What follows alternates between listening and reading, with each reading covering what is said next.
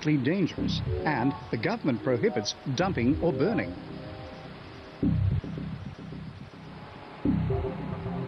In fact, we all have a problem. How are we to deal with rapidly growing economies, with a pattern of high consumption, with falling raw material reserves, and with mountains of waste? It seems like economic madness. If you look at the waste, it's really a very bad business proposition, because why should anybody make anything that has no value or has a cost? So I think the fundamental transformation will actually occur because of economic forces. It won't be because of some moral issue or some technical revelation. It'll be because waste is basically stupid. An American architect and a German chemist are unleashing an industrial revolution that will sweep through industry as an ecological storm in the coming years. They base their ideas on the example of nature, where waste is no problem because waste is food, food for growth.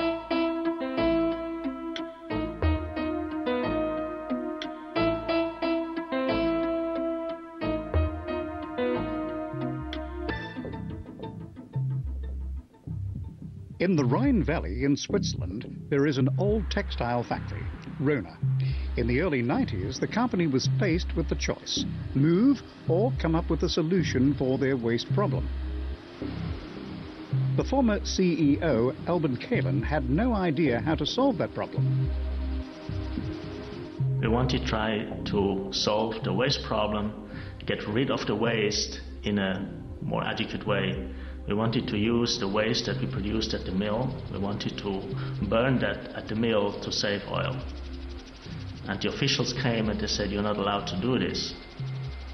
And we have made a lot of studies, and there was just a dead-end road for us. Their textile waste was regarded as hazardous chemical waste. A colleague of Kalen knew an American designer, architect, William McDonough, who perhaps had a solution. Kalen had him come over and picked him up from the airport. And during this drive from Zurich Airport to Herbrook, where the mill was located, William McDonough told me waste equals food. And it made click. If we can make our waste to be food, we can solve all the problems.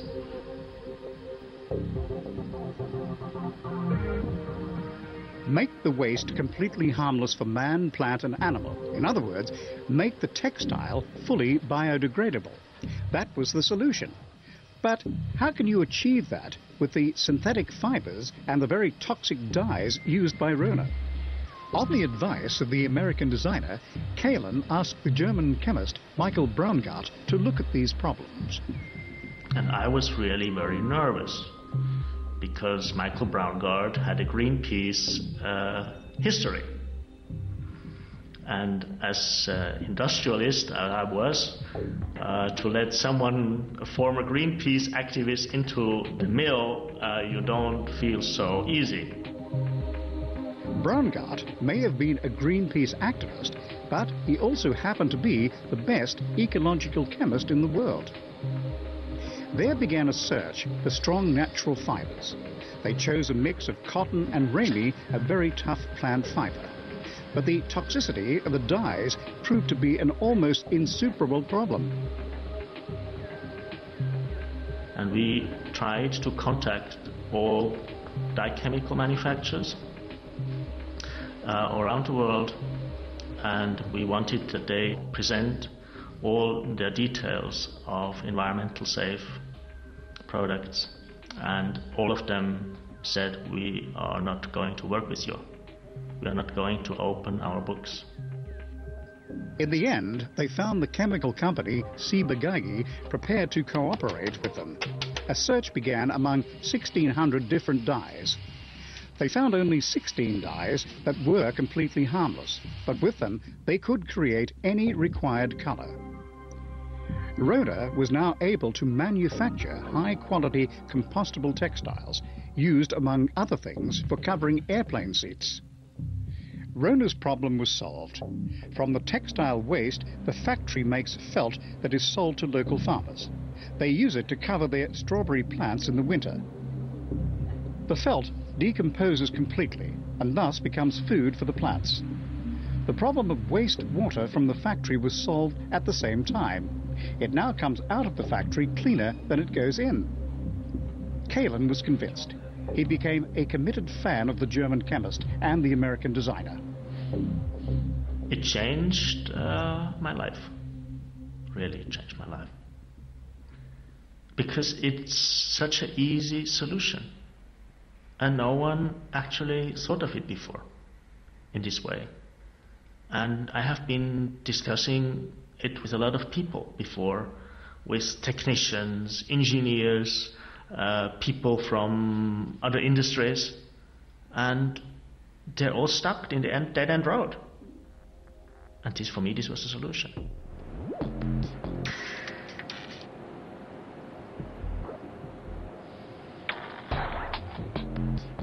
The story of Rona begins in New York. William McDonough is a designer and architect. In 1991, he had to build a creche, and he wanted to avoid toxic construction materials. Someone said that he should have a word with the German chemist Michael Brancard.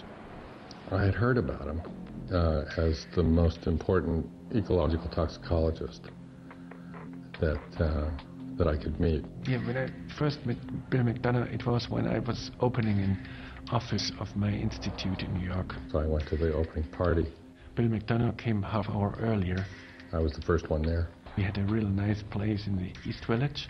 We sat on a rooftop above Greenwich Village in New York, looking down on the street at the taxis and up at the skyscrapers. And we opened the office, and all the European community from companies like AXO or DSM from the Netherlands, etc., they passed by and came in. And we started talking, and we talked the whole party through. I think he ignored everybody else. And basically I missed the whole opening because I was talking only to him. And we stayed till it was dark. And all the people came by from UNICEF or United Nations and said hello. And I said, hello, good. And I continued talking to Bill McDonough because it was so interesting in talking to him and sharing ideas, etc. And just started to imagine, what if the vehicles were different? What if the bottles that we drank out of were different? What if our shoes were different? What if our clothes were different? What if the buildings were different? What would it all look like? And we just started imagining the future. McDonough and Braungart have become inseparable. Together, they set up a company for intelligent product systems. When I first said waste equals food, we were talking about the overall approach to what he called intelligent product system. And the intelligent product system says that everything in biology should go back to soil safely and be healthy. So the waste of a system that would go back to soil, like this may not get recycled, but this could be compostable, right? That should be safe and healthy. So waste equals food.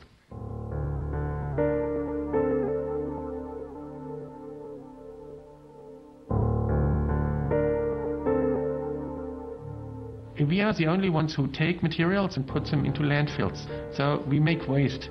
And even when we try to minimize waste, like zero emissions or zero waste, we still accept the concept of waste. Yeah? So what we do is we eliminate the concept of waste. Yeah? For us, we design everything that it's a nutrient, yeah? And either for biological system or for technical system. So it's beneficial.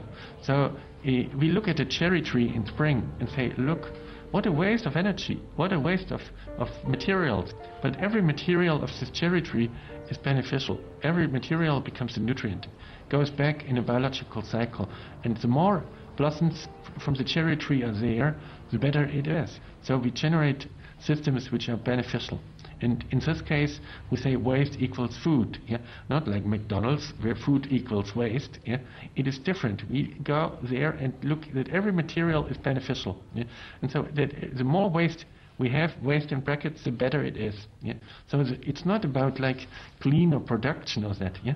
Nature is only productive when it's dirty. when it's sludge, yeah, when the more sludge, the better, yeah, not clean, not Mr. Clean, not this American housewife perspective of the early 50s, yeah, to make it all clean. No, it's only productive when it really generates space and life for the others.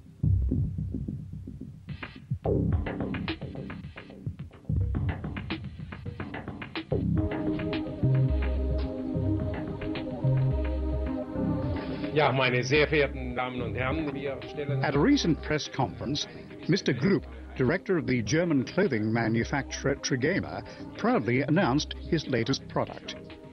Michael Braungart developed fully compostable, toxin-free T-shirts for him.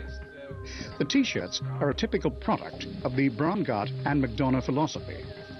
When designing a product, bear in mind that one day it will be thrown away, and make sure that it then becomes raw material for a new product. The compostable T-shirts are raw material for nature, the biosphere. Materials that don't decompose should become food for the technosphere, all the technical products around us. The book, Cradle to Cradle, in which Braungart and McDonough explain their ideas, is a good example of a product that can be reused in the technosphere. The book is made of plastic and is therefore waterproof. It is printed with ink that washes off if you heat it. The plastic can be remelted to make new books. That sounds like ordinary recycling, but there is a subtle difference. Well, we don't really recycle products. That's the problem. We downcycle products. Products typically lose their quality as they go through recycling. They're not recycled, they're downcycled. So typically what would happen is something like this would become plastic wood, or some park bench or flower pot or something on its way to a landfill or an incinerator. So it's losing its quality as it goes. What we're looking at is things that are truly recycled, so they go back to their condition, or come back to the system and actually get upcycled, where if it's a suboptimal material, if the inks aren't ideal or the additives aren't perfect, we can actually purify the product when it comes back through the system. Like if you look at a plastic bottle for water, it has antimony, a carcinogenic heavy metal, as a residue from catalytic reaction. Well, we could take out the antimony when it comes back and make it better. So it upcycles, rather than put it in a park bench and mess it up with other chemicals and then burn it. So it's a subtle distinction.